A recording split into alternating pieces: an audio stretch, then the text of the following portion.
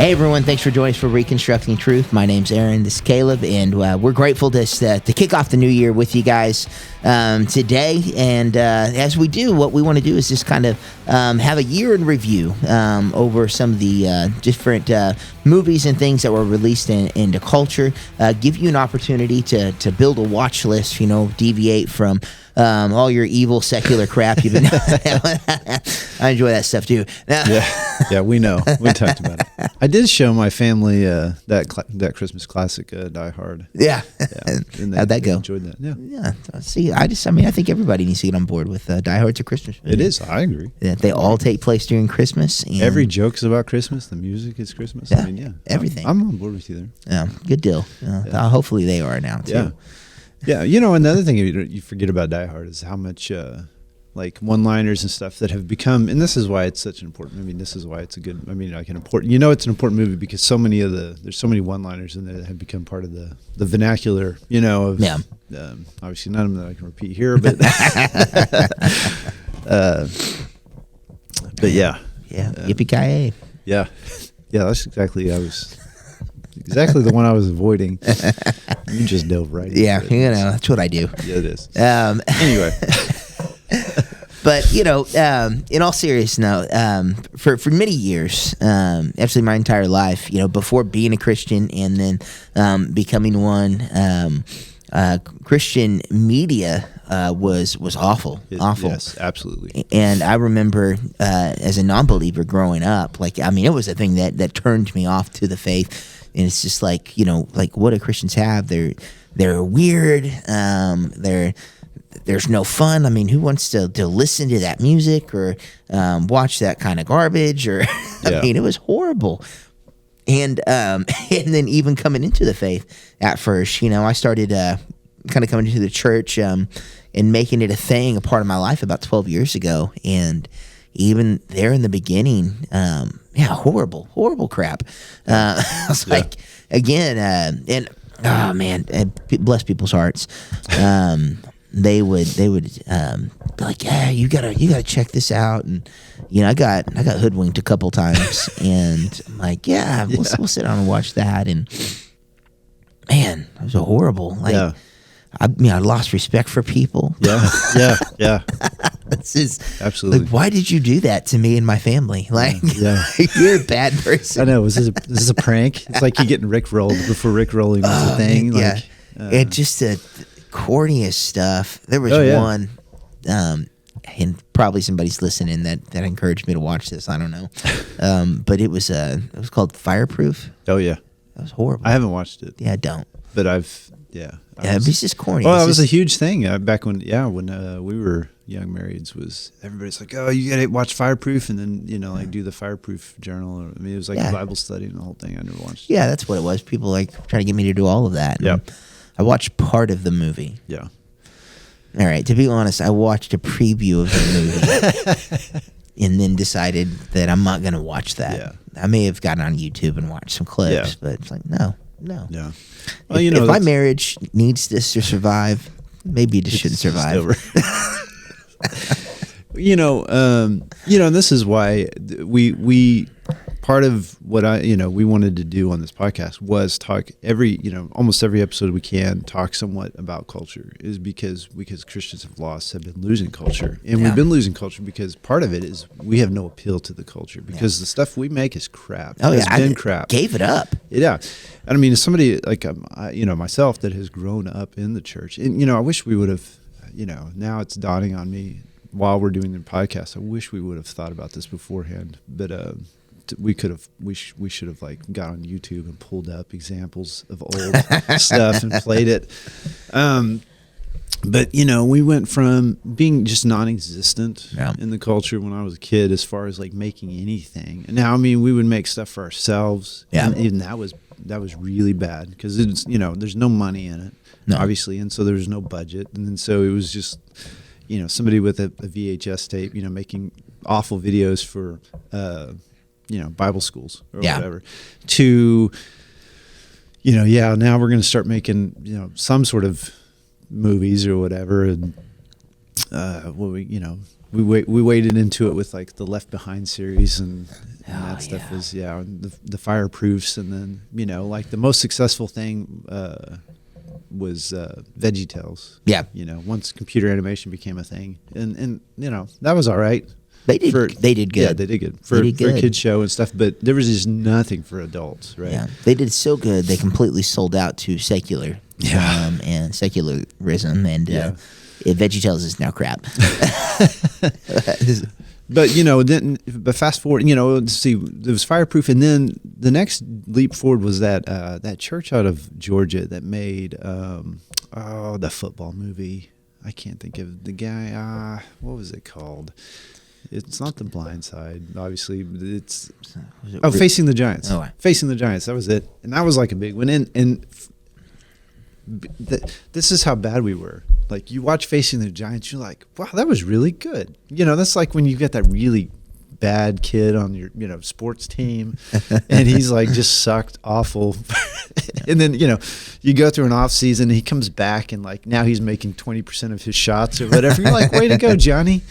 You're doing so much better. Yeah, that's what Facing the Giants was. I've never seen it. Oh, it was a step forward. Yeah, but it was poorly acted because like the guy that headed up that, he made a number of movies. I can't think of what his name is, but he, most of the people that were in his movies came from his church, so they're all amateur actors, and he's an amateur kind of director. But it looked like an actual movie that somebody would, Hollywood would make. So it looked like it was recorded off mom's camcorder. Right. And so, we're like, okay, we're seeing some effort made. That's good. And, we're getting, but the problem with Christian movies, and his movies especially, was they have all the subtlety of a 2x4 to the face, and it's like, that's not outside of the Christian world. I mean, Alex Kendrick. Yes. Alex Kendrick. Who was that? I don't know who this person is. Yeah. He did Facing the Giants. He did a number of other movies. But yeah, I mean, like the movies were the equivalent of the way we used to evangelize, going door to door and saying, hi, sir, how are you? Yeah. If you were to die today, do you know where you would go? Do you want to go to hell? That was kind of the, fast forward to today, and this is kind of why we. So we've got Courageous, Flywheel, Facing the Giants. Oh, and this is the guy. He did Fireproof, apparently. Oh, he did? He directed it, I guess. This is his filmography. Yeah. Something called Life Mark. I don't know. Overcomer. Like Arrows. I've seen War Room. He was involved in War Room, which actually was not a bad movie. One I heard we were supposed to watch. Yeah, it's not a bad movie. Janelle had me watch it. Yeah. I think she's trying to tell you something. Well, you need to watch Fireproof. You need to watch War Room. I'm just kidding. As a mixed black woman, she there's certain movies that she's just like, you got to watch this, and it's just like, do I, or is it something else, honey? So I'm just gonna move on. So I think we like, so we go through that guy, which was a step forward, but we were still missing the mark. And then we look at this year, or this last year, 2023, and this is why we wanted to do this episode, was that Hollywood has come off its worst year ever. Yeah. But Christian movies have actually had one of its best years ever. So we watched a few, I Googled a few of the, top Christian movies of 2023, and I tried to watch as many as I could. When I say that, like most kids, I put off my homework till like the last minute. So I binge watched a few movies last night. You haven't been to bed yet. That's right. So I didn't see as many as I had wanted, but we watched a good handful. So we were gonna kind of go over those and the pros and cons and help you weed through some of this stuff. So So let's talk about you ready to get into it? Yeah, let's get it. If there's anything else you want to say? No, I'd say let's start with the top one. I think the biggest one, probably most people heard about this year. Yeah, Jesus Revolution. Yeah, was. So if you're not familiar with that, it's a true story of Greg Laurie. I was thinking Greg Laurie's coming up in church, and it was Calvary. Yeah, Calvary. What are you drinking over there? Yeah. Calvary. Was it Baptist? Was it Baptist? I don't know. But the Calvary Church there in California. I forget the name of his pastor, but just kind of how they came up and Fraser yeah, Crane. Yeah. And they reached those dirty hippies. Yeah, that's right. Yeah, if you can reach those dirty hippies, you can reach anybody, and that's.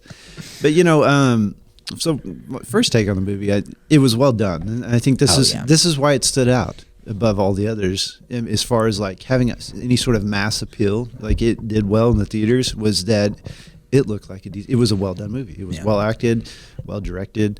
There wasn't like major plot holes. No, the story made sense. Yeah. So and that's like.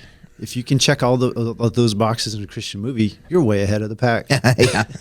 Because for some reason, and you know, I think they shot it with the same camera they shoot real movies. Yeah, yeah. You know, and that's the thing. I absolutely love movies, and my family will tell you they hate to go watch a movie with me because I will just pick it apart. You know, and it's like, and I'm unapologetic about that because. For some reason, and this is just an indicator of our culture broadly, is that the quality of movies has gone down because, you know, like superhero movies and stuff, which I loved the original Avengers. I mean, I saw all of them in theaters. Once they culminated, it was dead. Yeah. Some of them I saw multiple times. So I'm not anti superhero movie, but there is a level of having to check your brain at the door when you go see those movies. Yeah. Which is fine because inside that universe, that as long as that makes sense, then it's okay. You know, like if this is the world we live in, is that there's superheroes that exist and this is, you know, they have these powers, whatever, then that's fine. But for whatever reason, we've applied that to all movies. Yeah. And like, you can't do that, you know. Like Fast 10. I haven't seen that one yet. Yeah, well, my kids have watched all of them, so we watched it, and it breaks all the laws of physics, and they don't live in the Marvel universe or the DC universe. Yeah, exactly. And and the movies are terrible, anyways. Yeah. I enjoyed the first one 30 years ago when it came out, and then it was just kind of like, all right, we're gonna do this again, and now it's just like. Man, they're just beating that dead horse until, you know, I think there's another quarter in there. Yeah. Well, I guess in all fairness, I mean, like I said, my kids watched it and it was horrible crap. Yeah. Awful movie.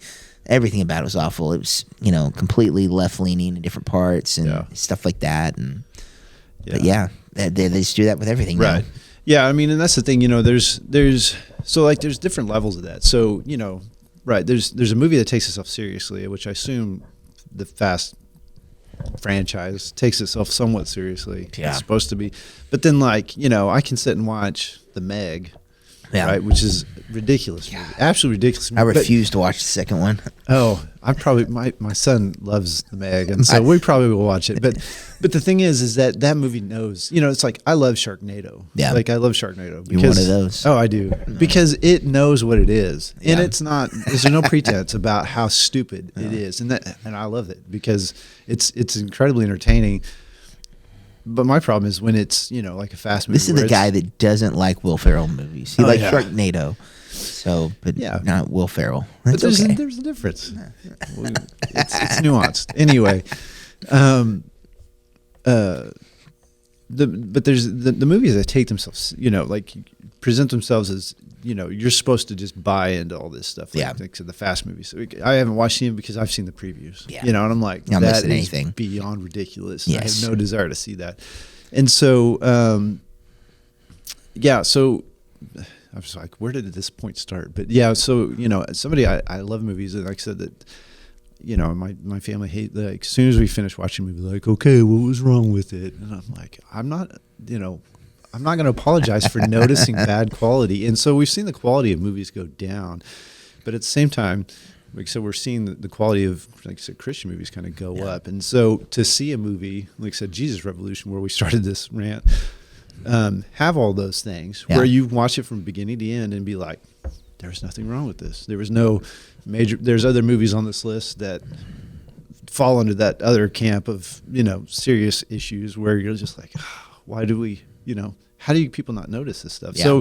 So kudos to Jesus Revolution. I said, this is step one into getting mainstream acceptance with any sort of Christian movie is to be competent in movie making, and Jesus Revolution did that. Yeah, well, and man, it's one. I said this off air. It's one of the few movies where I've personally talked to people that they came to know Christ through that movie. It was something that opened their eyes to it, and which is a great thing. That was part of the intent, and that's great. If that's part of what you're endeavoring to do, and that's part of your agenda up front, that's fine. But more importantly, the guy that did it, Greg Laurie, is somebody who he likes movies, he likes Hollywood. And above all else, when he was talking about it, he knows the importance of it being culturally relevant, in looking nice, and being a good story. Like that was primary in it. And so as you watched it, for people in the faith, it was a great encouragement. It stirred me up personally, and just how intentional I want to be about reaching people. I know that there's several people in the faith, they were stirred up the same type of way. It was just a good story. My children enjoyed it. They didn't feel like, Dad's dragging us to this awful movie, or something like that. But it was just well done. The quality was good, and it accomplished something. And I would say this: not all of faith movies need to accomplish something like that. It's okay that they don't. They can just be wholesome. Yeah. But if you are going to do that, you have to do it in a good way, not like some of this other stuff where it's just like, just stop. You know? Well, and I think that you made a good point that it did real well. Was one, it reinforces for churches and pastors to be accepting, and to Christians also, because the one kind of jerk in the movie is the guy who's not accepting of the hippies. Yeah. But it reinforces that message to be open and accepting for people who don't look or think or talk like you do. Yeah. And that's good. And for us that, we minister with, one of the largest recovery ministries in Oklahoma, we're used to that, as far as having people come in that aren't churched. And so that's a good message. And then, too, the other thing about this that I thought was really good was that it's an overtly Christian movie that's not, again, like the ones we were talking about earlier, like The Face of the Giants, where it's, we're going to bludgeon you with it. Because this movie was just like, this is what happened. This is what happened. Yeah. This is how this guy started this movement in this area. And it wasn't preachy or any of that. It was just telling the story of a spiritual movement. And so it gets that message across without being like pounding people over the head, which I like about it, because again, that's something that Christian movies have a tendency to want to do, is just pound away, and it's like you're going to lose people by doing that. We gotta be better storytellers than what we've been in the past. And I thought this, even though this one, like I said, was overtly Christian, it did a good job with that. So that was Jesus Revolution. So if you haven't seen that one, definitely see that one. The next one that's obviously, as far as big money makers this year, was Sound of Freedom. Yeah. And the interesting thing about this is that this movie, it gets ranked in all the Christian lists, but this movie was not necessarily Christian. Yeah. It was one of those that I'd say, and I hate to use the word wholesome because it's not like a wholesome content. Yeah. But it wasn't like left-leaning agenda, and it was in the face of all of that. And, and I think, that's why, obviously, and I think that's why in culture, either you're for left agenda, and anytime you're not for left agenda, then you must be, Christian. Yeah. I mean, I think the only reference to God was the one line in the movie where he says, God's children aren't for sale. Yeah. I think that was it. And they're like, oh, it's a Christian movie. Well, he did play Jesus that one time. That was too. It did star Jesus, so that does make it Christian. Yeah. So if you're not familiar with this movie, I don't know where you've been, because it not only did, we could get into the political side of this movie, which is crazy. But so not only did the movie make a lot of news because of the money it was making on being kind of an unknown, lower budget kind of thing, but then there was also like the backlash against it, which was weird to watch. Kind of theaters refused to play it. Some theaters refused to play it. You watched a lot of legacy media like try to trash somebody saving children from sex trafficking. And that's the thing to think about, that too. puts you on the wrong side of an argument. Well, and it wasn't a fabricated story. Yeah. And so to act like, and that was some of the stuff coming out is like, that's ridiculous. That's preposterous. Like, no, it's actually a legitimate story. Yeah, at the end of the movie, they show video of the actual, like the movie culminates in kind of this big bust, and they show video from like the actual people, and it's like, there it is. Yeah. This is a thing that happened. Like, why? Yeah, the two kids that he's endeavoring to save were real children. Yeah. That were really in that situation. Yeah. And and so obviously there's dramatization with anytime a movie's made, Right. but. To come at it so hard and against it was strange. Yeah. Because it's a real issue. Yeah. And so here we have a movie that again that's made. It's facing a real moral issue in our country, or really globally. This thing that is taking place, and they did a good job addressing it. I think it's a plus. Being somebody who is all for what's the word? I can't think of it. Anyways, when we make money, the type of economy. Capitalist. Yeah, thank you. My brain is dead. I'm all for capitalism. So anytime a movie like has a agenda that's good and wholesome, and they do a good job at it, and they make money, that's a plus to me. Yeah. So I think it was one of the top. I think it was top 10 grossing movie of the year. I think it was in the top 10. Yeah, I think because I just heard or saw something where they said Sound of Freedom beat out Taylor Swift, her concert movie or whatever. Oh, cool. Although, I mean, Sound of Freedom came out in July, and Taylor Swift's movie came out in like the end of November. Yeah. So. Hey. But hey, we'll take. Yeah, I was gonna say I'll take that W for sure. So if you're not familiar with Sound of Freedom, it's a true story or based on a true story about a guy. Can't think of his name. Doesn't matter. Watch the movie, you'll figure it out. Anyway, he works for Homeland Defense, or I think some government agency where they're busting pedophiles. And anyway, he wants to try to actually, he's been working in this department busting pedophiles for a number of years, but he's not actually doing anything to kind of free the kids. And so he tries to kind of gets a lead on a kid, but he's not allowed to pursue it, and so he breaks free from whatever government agency he's working for and starts to do it independently. And then, he does this in this movie. This is kind of the start of it, but then he spent a number of years afterwards. He creates a nonprofit that helps to free these kids. And so, again, you hear that story and you think, why would you, legacy media, why would you not? Why is this a bad thing? Because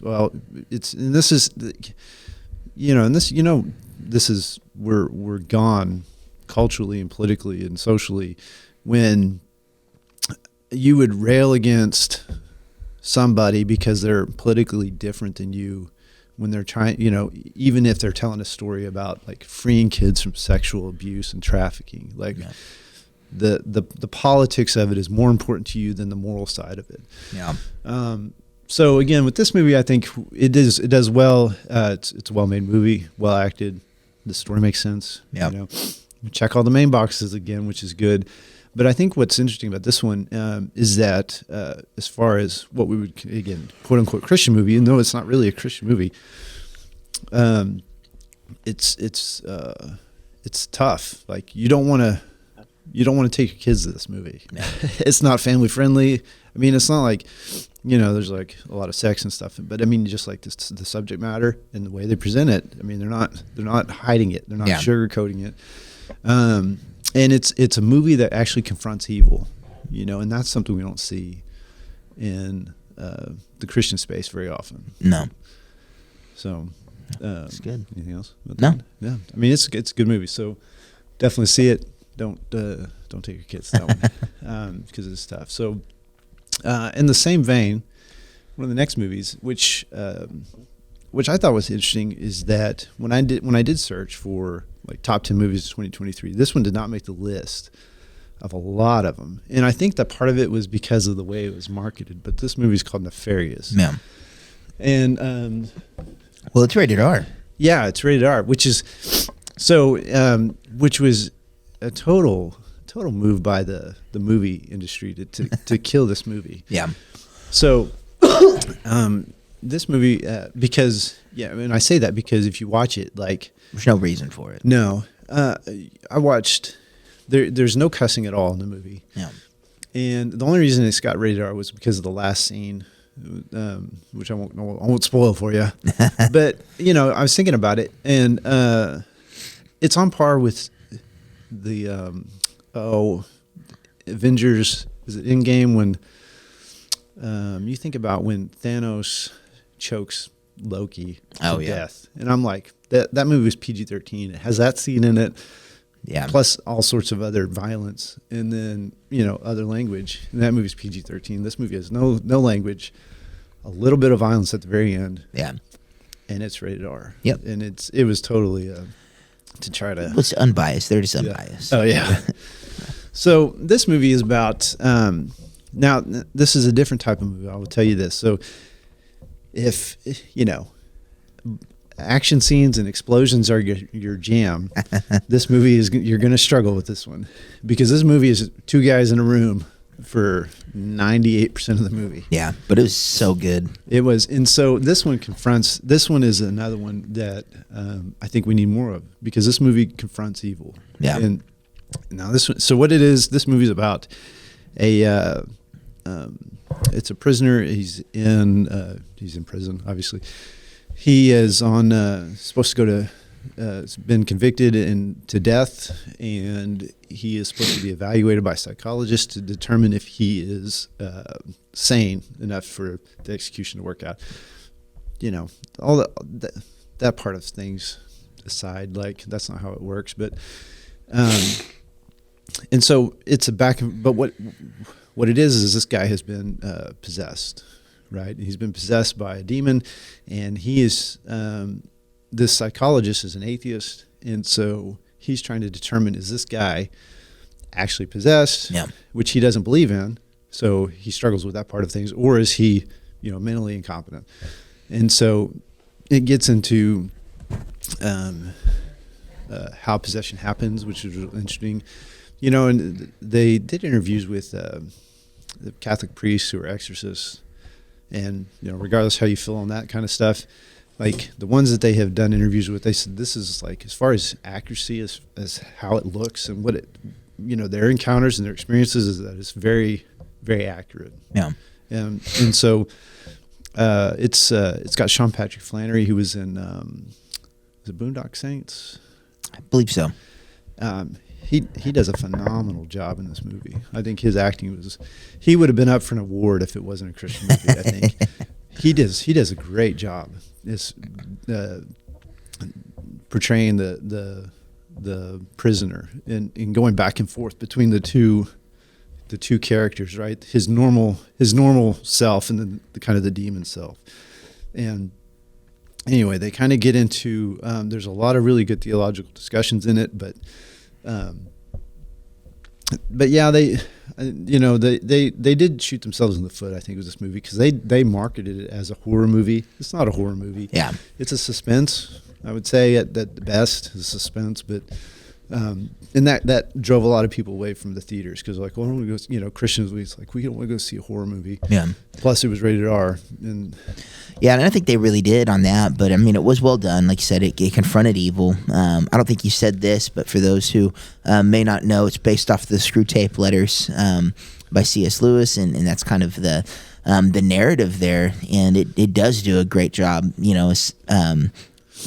Of portraying what possession looks like, and how it begins through obsession and oppression and things, and and the permissions that we give for evil to move. This is one that confronts abortions directly. It does such a good job of again, looking at these things very specifically. The language they use too is just amazing because they never outright say Jesus, which is some might be like, oh, that's a bad thing. No, it's great because they refer to him as the carpenter throughout, which I thought was brilliant because for many who may be watching it not knowing what it is, the name Jesus may turn them away, but the way that they portray the language was a way that the non-believer could be subjected to this truth, be confronted with evil and immorality, have to confront it within themselves, and then reconcile the Jesus part later, which was just brilliant. And I want to applaud him for that. But it was a great movie. It was one. We as a family, we will watch more suspenseful, I don't want to say outright horror movies, but we, with me and my older kids, we will watch stuff that leans that way as far as secular world goes to a degree. And so this was one that we enjoy, those suspenseful thrillers, and it fit that category and scratched that itch for us as a family in that. But again, it confronted the horrors of evil in our world in a brilliant way. Yeah, you definitely can take. It is a good movie for older, teens, for sure. As far as the stuff like I said at the end, there's at the end is the only part that there's violence. It's kind of a tougher thing to watch for some people. I'm sure it didn't bother you. It didn't bother me either. I was just like, well, I didn't know they were going to show all that, but yeah, like as far as like your older kids, definitely watch with them because it can stir some good conversation for sure. Which this movie has. Like we were talking before offhand, the guy that kind of authored the book this was based off of. He authored it based off the Screw Tape Letters, but he shares a lot of. He has a podcast and he shares a lot of feedback that he's gotten about it, causing a lot of conversations, a lot of positive conversations. People coming to kind of becoming more aware of evil is a real thing, and I think that is something we, as the American church, we steer away from. And I think culturally, as we see what's going on today, we need to get more serious about actually talking about that's really a thing that we need to deal with, and we need to be honest about that. It's not just sunshine and rainbows, and that there's an actual enemy out there that is prowling around like a lion. The Bible says that. So we need to get honest about that kind of stuff. So I think this is good. It's good to see Christian media wade into this territory. I think so. The next one we want to talk about is, and Caleb, he failed. He hadn't watched this, but it's The Blind. And so it's a newer one that's come out. It follows the story of Phil Robinson, which I'm sure many of you know is the Duck Dynasty patriarch, Duck Commander. And I'll be honest, I've never seen a single episode of Duck Dynasty. Wasn't really my thing. I don't do reality TV, but I have. But it's so real. Yeah, I have followed aspects of this family just because of the fact that I appreciate who they are. They are people who are believers, and they have been for a long time. And as they became wealthy, they positioned themselves into fame, and they have endeavored to leverage that fame and that influence to lead people to Christ, probably at the expense of some of their fame. I mean, because it's not the popular thing to do. They've talked about how even A&E, when they were carrying their show, was uncomfortable with the level of spirituality, for lack of a better term, that they would portray on the shows through prayer and everything, and said actually some of it would get cut out because they would push the envelope so far. But this movie follows the early story of who they are, in particular,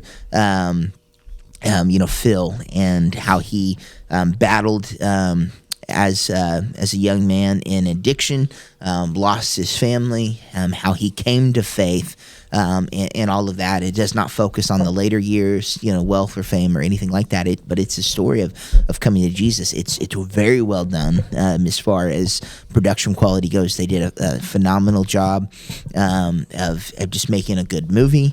It's unapologetically Christian, and at the end of it, he comes on currently, and the real him, and makes a plea, and basically says like, this is the face of evil. Basically, I was an evil, wretched man until coming to know Christ, and makes a plea for the gospel at the end. So it's unapologetically that, again, because that's just what they do.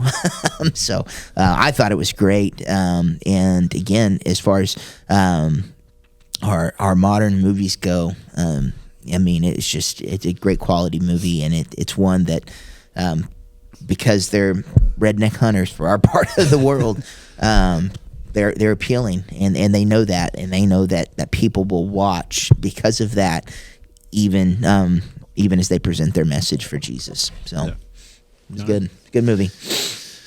All right, the next one. So Aaron Feld, since he's calling me out, I'm going to call him out on this one. There's several of very. Yeah, I was going to say you shouldn't have started with that, buddy, because you. I've seen more than you have. So I watched this one. It's called On a Wing and a Prayer, and if there's a one on the list to not watch, this is it. This is the pilot one, right? Yes. Yeah. See, that one looks like garbage. Well, the thing is, so it's got Dennis Quaid, which is like, apparently that's what he's going to do now. Is he's going to star in all these Christian movies, which is good for you. But you're kind of like falling out of favor if this is what. But the surprising one in this one is that his wife is Heather Graham, which I don't know if you know that actress, but the last notable thing she's done was Boogie Nights, and she was in one of the Austin Power movies. And so as soon as I saw she was in this, I was like, has Heather Graham converted to Christianity? I was like, when did this happen? Yeah. Because outside of those two movies, I don't remember anything else that she has done. And so this is another true story, or based on a true story, where Dennis Quaid is I can't remember what he does. He's just some guy, but he's taken like a flight lesson or two, and he's really bad. They established at the beginning of the movie that he is not good. He can't, he struggles because they got to create the tension there for later on. Anyway, he goes to he kind of has a lot of, he has some tragedy. I won't give it away in case you do want to watch it. More power to you. He has some tragedy that makes him have to travel. Anyway, he's traveling, and he's also having his daughters. There's some tension with his daughters and all this stuff. And anyway, so they're coming back, and from their trip, and I can't remember the premise on why they kind of get a private plane. This guy does well for himself, so and unfortunately, their pilot has a heart attack and dies, like in the air.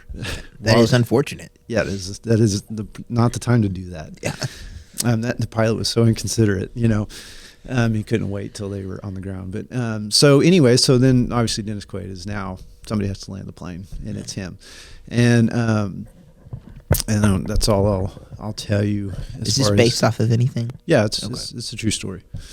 They show the guys at the end, the actual. I guess not the pilot. Not the pilot. No, they didn't show him. I think they show his grave, maybe, but they did talk about him. That's insensitive. You're insensitive. Yeah. Anyway, so the beginning of the movie starts off well. Yeah. I'll give them that. And the director, they try to they use computer, visual effects to try to do some interesting shots of the plane, outside the plane. And A for effort guy, he tried. Obviously the quality, the money they had to spend on that was not at the same level as like Avengers, because it was kind of hokey. But then the story just totally devolves, and it's like they set it up well, and that's why I'm so disappointed in this. Was like his midway through, it just like, oh, here we go again, back to the old Christian, just poor storytelling. Yeah. There's a couple kids, there's this girl, this totally superfluous role where she's just way into planes. I can't remember when this movie took place, but so she's way into planes and the piloting and aviation and all this stuff. And so she sits at home and monitors the air traffic control networks, and not part of the actual story. She's not a real they didn't talk about her at all. And what she does is she serves as a kind of a narrator to do exposition for things that it's lazy writing is what it is. Is anytime M. Night Shyamalan does this a lot in his movies, and that's why those movies suck, is that when you use a character to explain what's going on versus being able to work it into the story, to explain your plot devices, like, and especially at this level where it's a little girl who's totally not believable at all, and you're just like, you guys just tanked it. And there's just so many plot holes and stuff in this. Anyway, and it makes a weak connection as far as the Christian side of things. They're like, at some point they pray, God, please don't let us die, basically, and that's the extent of their faith. And so it was pretty disappointing. I'm glad I didn't spend money on it. It's on Amazon, so if you want to watch it, if you got Prime, you can watch it for free, which is good because you don't want to spend money on it. So, but good for Heather Graham for getting out of those heathen pagan movies and into Christian ones. So I guess there's something. So that's that one. So here's another. Oh, go ahead. You can do The Hill. Yeah, I can do The Hill. Since we're talking about Dennis Quaid anyway. Yeah, we are. Yeah, he did both of those this year. Yeah. He has become the Nick Cage of Christian media. He's the new Kirk Cameron. Yeah. Now I will say the Hill is a good story. I enjoyed it. It was one that was the movie was it was okay as far as the way it was done. Could have been better, but could have been worse. But it was a good story as far as that goes. And so it is based off a true story. This particular baseball player and his kind of triumph over just things that he's facing. He's born with certain deficiencies, things like that. And there's a lot of tension between him and his dad, Dennis Quaid, who is a traveling preacher. And it's kind of weird. I mean, not weird. Stereotypical, where he's like against this secularism of baseball. He's like, God's gifted you, to do more than this, and so there's kind of that tension there. I've never thought of baseball as like being until recently being like overtly, secular. It's just baseball.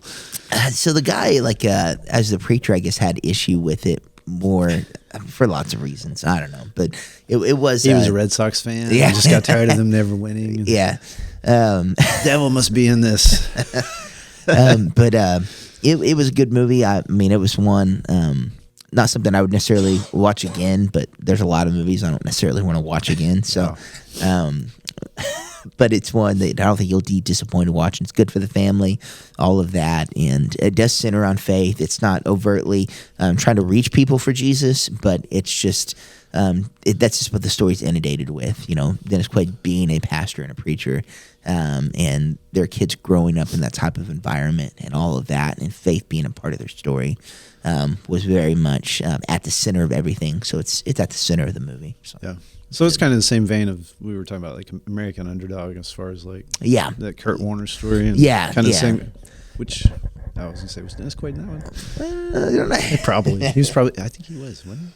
I don't know. Now I'm look it up. I'm going to look it up right now. American Underdog. I know.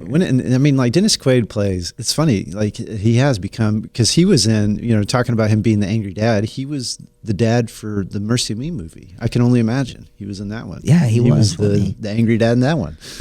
So he is. He is an American Underdog. That's funny. Hey. Yeah, he is the Nick Cage of Christian media. Quantity over quality. Yeah. Dennis, it's a solid business strategy, man, if you're an actor. How did he become famous? What was it? Like that? Well, I think his first big movie was, it was the one with Martin Short. What was it? It was a remake off of where he gets shrunk down into a tiny, anyway, he gets shrunk down into this, inner space. Yes. and he gets injected into Martin Short's body. And it's a good movie. It's a pretty entertaining movie. But that's actually it's a remake off of I can't remember. It was another movie where they do that, and they inject these. They shrink a little ship of people down, and it's for like to go like try to treat somebody medically in any way, and then chaos ensues and whatnot. It has Telly Savalas in it, and I told you I like movies. Yeah, I'm the guy. I can think of all the he was in this movie and he was in this movie. Jill will tell you that's all I do when we watch movies. Like, oh, he was in this movie and he was in this movie. So anyway, but yeah, I think that was one of his first main roles, and then he's had a pretty solid career. Yeah, he's got a weird spread. I was just kind of looking at his filmography there, and it's all over the place. Yeah, it's pretty good though. So the next one we got is, I watched this one last night. Like I said, I was cramming for my homework, but I came across this one, and it's called His Only Son, and this is a story about Abraham, talking about him having to sacrifice Isaac, and kind of showing a depiction of that. I was surprised by this. I was like, well, one, I pull it up, and it's like almost 2 hours long, and I'm like, how are they going to drag this out for 2 hours? And they do drag it out more than it should be. Like, it is slow. There's a lot of scenes of him walking. Now, this movie is like, I was reading about it after the fact, and apparently the guy, I guess when it was shown in theaters, I guess there was like a little prelude where the director comes on and talks about how low budget it was, and so kind of to give him some grace. And that becomes very evident in the very first scene when you see Abraham. They're showing Abraham as an older man, and I'm looking at that and I'm like, are they serious? Because this wig that they use is awful. I mean, it was hard for me to not fixate on, like, because the movie goes, Abraham with Isaac. So Abraham's very old. He's 100. He would be about 110ish or so at this point in his life when he's going to sacrifice Isaac. And then it does flashbacks when he's younger, and so they're pulling the wig on and off, and so it's hard not to like stare at that and be like, what?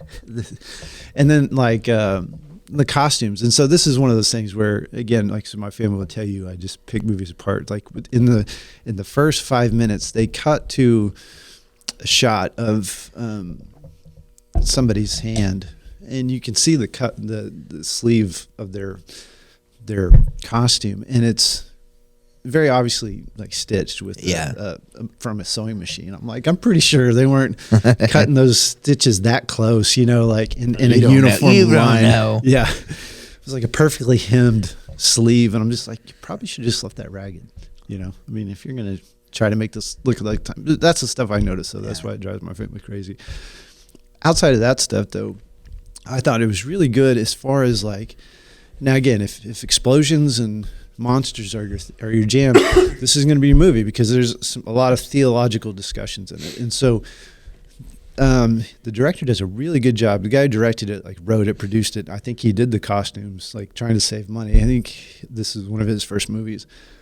But he does a really good job of trying to parallel the story of Abraham and Isaac to Jesus, as far as, like, talking about the sacrifice of the son to and talking about faith, and it's so funny.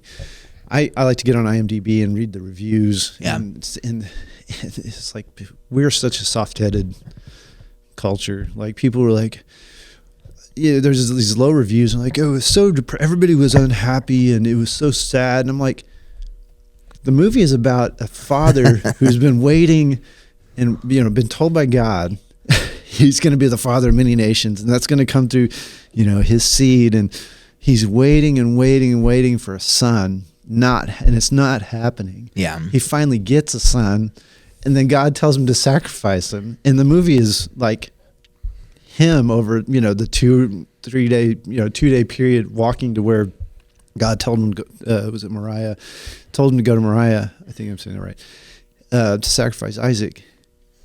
what do you want me to do? Like skip through the wilderness? Like here we go to kill my only son. Like, of course he's going to be sad. And I thought that was really good because, you know, you read the Bible and you just read that, and, you know, and that's just a few verses, yeah. You know, and so you don't get the emotion. And they do a really good job of showing Sarah, and they complained about her. Well, she's so unhappy, and well, yeah, because she's a woman that's, you know, her job at this time was like having children isn't very important to her. It's not the modern day where feminism is telling women that you shouldn't have, you know, if you're wanting to have kids, you're wrong. Like as a woman, this is very important to them. And here she can't produce a child, to the point that she, you know, suggests that he sleeps with Hagar. So yeah, she's unhappy. And yes, Abraham's unhappy. And I think that they do a really good job of showing kind of the conflict between the two, and then internally, as far as like having to go through this and having this being such a test of faith. And so there is, and it does take artistic license, obviously, because they show them having interactions along their path. But through those interactions is how this director pulls out kind of these parallels again to kind of the gospel story. And so, yeah, you're not going to get it if you're not familiar with, like, if you haven't read your Bible, some of the stuff's going to go over your head, because there's a lot of things where they're throwing in verses, like things that Jesus said through other characters.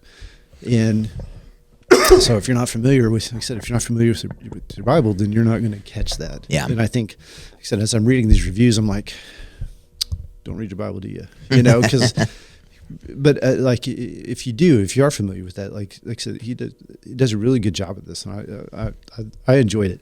It's a good movie. It's on Amazon. I'm trying to think, was there something else about that I was gonna? But no, it's really good. You should watch it for sure. It is slow, but you know, engage your brain, it'll be okay.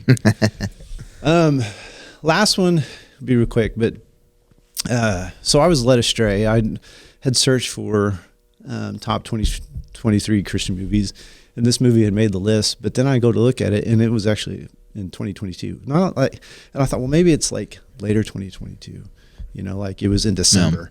But then I'm looking at the reviews on IMDb, and they're like from May. I'm like, what? Who made this list that I'm reading?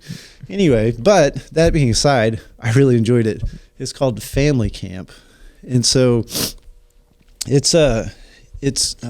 it was made by the Skit Guys, which I've heard of them. I haven't watched their stuff. Yeah, I've watched some of their stuff. It's good. It's funny. Yeah. And so the bonus here is that this was filmed in Oklahoma, and it's about a family. Well, it's two families, but the main one, you know, the dad's busy, right? Workaholic kind of guy, missing his family, you know, missing the time, not being present with his family kind of thing. And the wife says, we need to do something about this. And so the church is, you know, throwing this family camp, Christian camp, you know, bonding experience. And so she's like, we need to go. And so they go.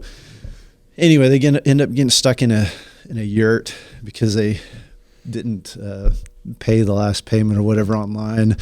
And so they don't have a cabin. So they get stuck in a yurt with this other family who's like over the top, ridiculous, you know, puts on the facade of being a perfect Christian family, you know, kind of those irritating people that we all know that are just like, and it's a bonus because the dad's a chiropractor, which I think is hilarious. And they make fun of him all the time for being a chiropractor, which I find very funny because I used to be one. So anyway,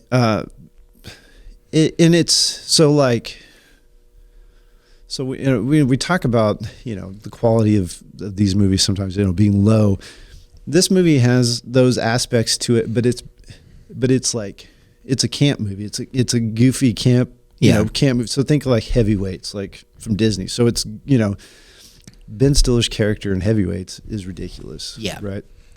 But nobody thinks anything of that because it's not a Christian movie. You know, you put it under the Christian umbrella, and all of a sudden it's like, well, that's because I get reading reviews and like, well, this is ridiculous. It's like, no, it's not. It's not any different than Heavyweights. And so it has. I thought it was well done. I thought it was well acted for for the genre in which it is in. You know, you don't need to be, Daniel Day-Lewis for a camp movie. Yeah. It was funny. The messages were really good. It's a really good family movie. We sat and watched it. Like my kids wanted to keep watching. We started watching it, and I had to leave. We were watching this last night. Had to leave to go to a meeting, and my kids were like, "Oh, no, we want to keep watching." And I was like, "We'll watch it when we get back." And so they actually wanted to watch it, and they enjoyed it. So that was good. It was a good family movie. Definitely recommend it. So pretty funny. Like I said, really good family themes, good Christian themes. Yeah. So anyway, but that is our list. Yeah, so it's Jesus Revolution, Nefarious, The Blind, On a Wing and a Prayer, Sound of Freedom, His Only Son, Family Camp, and The Hill. Were some movies we just wanted to review for you guys, just because of the fact, again, it's hard to find good media. It seems like everything's overly secular, overly sexualized, and to find just wholesome content. And again, as Christians, we should care what we watch, have some type of boundary on it. And again, there's things that I'm not saying.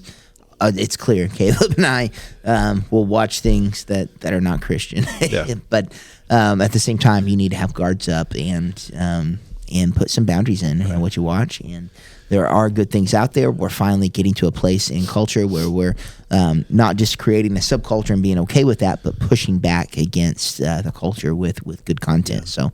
Well, we need to, and the thing about this too, and one of the reasons we talk about this is that like I said, this last year was one of the worst years for Hollywood, but also one of the best years for Christian movies. Yep. And so, that saying was, we've got to support, good, media in culture, but also got to do it honestly too. Yeah. So going out there and seeing something like On a Wing and a Prayer, which was not a good movie. It wasn't. There's A for effort, they tried, but it wasn't good. And going out there and be like, well, it's 10 stars because it says God in it. It's like, no, don't do that. Because not only do we need to provide a market incentive to make Christian media, we also need to create the incentive to make good Christian media. Because, we don't want to be I'm trying to think of a good way to say this. I don't want, and we saw this with Sound of Freedom and Nefarious. I don't want a bunch of Christian media that's just made for Christians. I mean, it's good. Family Camp was good. It's a Christian movie made for Christians because, the thing that's funny about it is that it pokes fun kind of at some of the Christian, culture, which is funny. I like self-deprecating humor, so that's good. It's not going to appeal to non-Christians, but if we want to start winning culture war, we have to make stuff that's going to appeal to non-Christians. Yeah. And so going out there and review bombing bad movies, or not review bombing, but you know what I mean, putting out 5-star, 10-star reviews, whatever, for movies that suck, it does not help us. No. So we need to support the movies that are good. We need to send the message to, the creators of that content. Like, we need to see good stuff too. Yeah. And so that's one of the kind of take homes from this is, you need to make it a priority to go out and support some of this stuff. Yeah. The good stuff. Yep. Yeah. So that's good. Hope you guys enjoyed that, and hope you check it out. And let us know what you think of the list, your opinion. What movies we missed? Yeah, what movies we missed? Yeah, for sure. Always would love to consume good media. So, but be sure to check us out. Each week, go check out other episodes you may miss on our podcast channel on YouTube, things like that. Like and share the content. But we love you guys. We'll see you right back here next week.